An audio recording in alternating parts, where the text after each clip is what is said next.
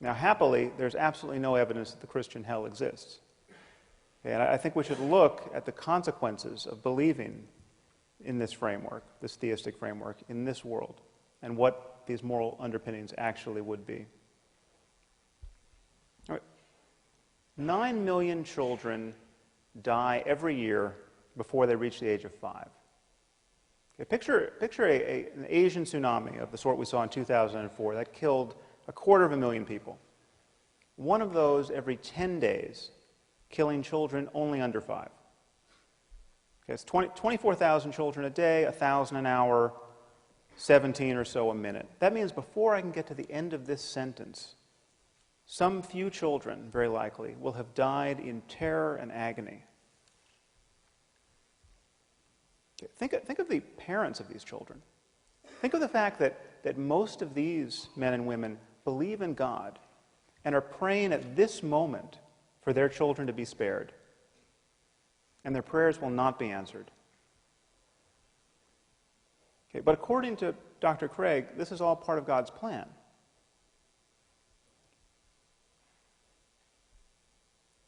Any God who would allow children by the millions to suffer and die in this way, and their parents to grieve in this way, either can do nothing to help them or doesn't care to.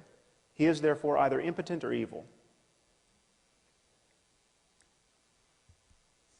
And worse than that, on Dr. Craig's view, most of these people, many of these people certainly, will be going to hell because they're praying to the wrong God. Just think about that.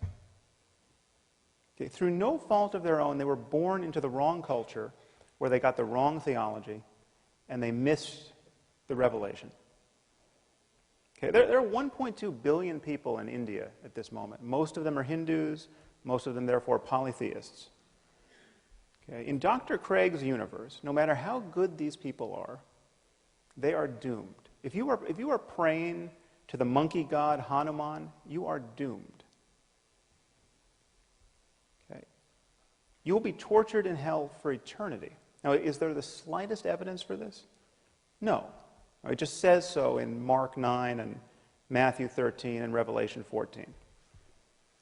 Okay. So God created the cultural isolation of the Hindus. Okay. He engineered the circumstance of their deaths in ignorance of revelation. And then he created the penalty for this ignorance, which is an eternity of conscious torment in fire. Okay. On the other hand, on Dr. Craig's account, your run-of-the-mill serial killer in America, okay, who spent his life raping and torturing children, need only come to God, come to Jesus on death row, and after a final meal of fried chicken, he's going to spend an eternity in heaven after death. Okay. One thing should be crystal clear to you. This vision of life has absolutely nothing to do with moral accountability. Okay. We're told that God is loving and kind and just and intrinsically good. But when someone like myself points out the rather obvious and compelling evidence that God is cruel and unjust because he visits suffering on innocent people of a scope and scale that would embarrass the most ambitious psychopath, okay, we're told that God is mysterious. Okay, who can understand God's will?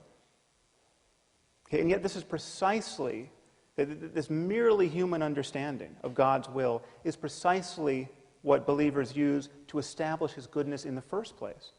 You know, something good happens to a Christian. He feels some bliss while praying, say, or he sees some positive change in his life, and we're told that God is good. Okay, but when children by the tens of thousands are torn from their parents' arms and drowned, we're told that God is mysterious. Okay, this is how you play tennis without the net. Okay, and I want to suggest to you that it is not only tiresome when otherwise intelligent people speak this way, it is morally reprehensible. Okay, this kind of faith is really the perfection of narcissism. I mean, God loves me, don't you know? He cured me of my eczema. He makes me feel so good while singing in church. And just when we had given up hope, he found a banker who was willing to reduce my mother's mortgage. Okay? Given all that this God of yours does not accomplish in the lives of others, given the misery that's being imposed on some helpless child at this instant, this kind of faith is obscene. Okay, to think in this way is to fail to reason honestly or to care sufficiently about the suffering of other human beings.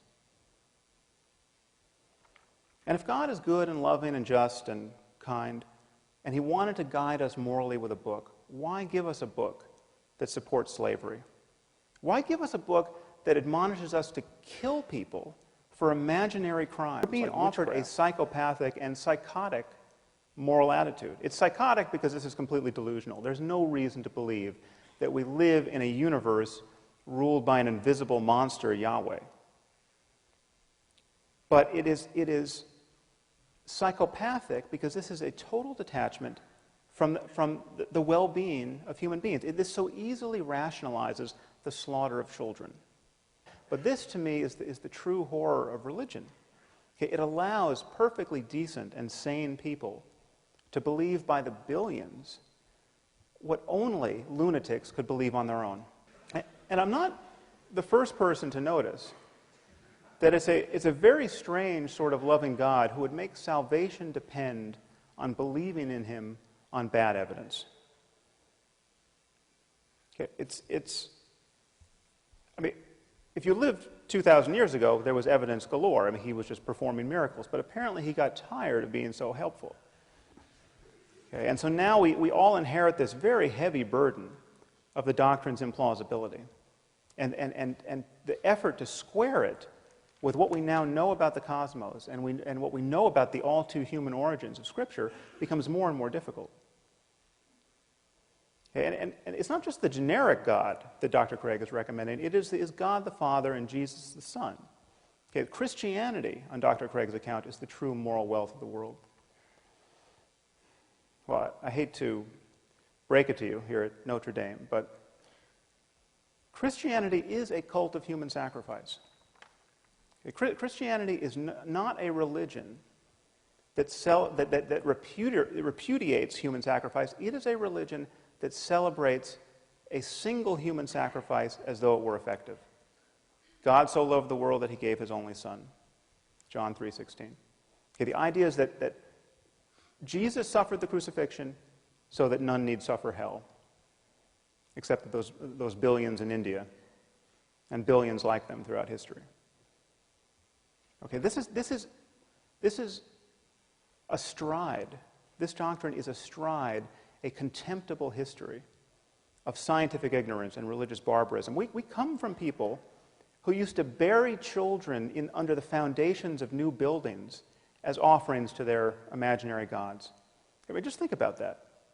In vast numbers of societies, people would bury children in post holes, people like ourselves thinking that this would prevent an invisible being from knocking down their buildings. Okay. These are the sorts of people who wrote the Bible. Okay. If there is a less moral framework than the one Dr. Craig is proposing, I haven't heard of it.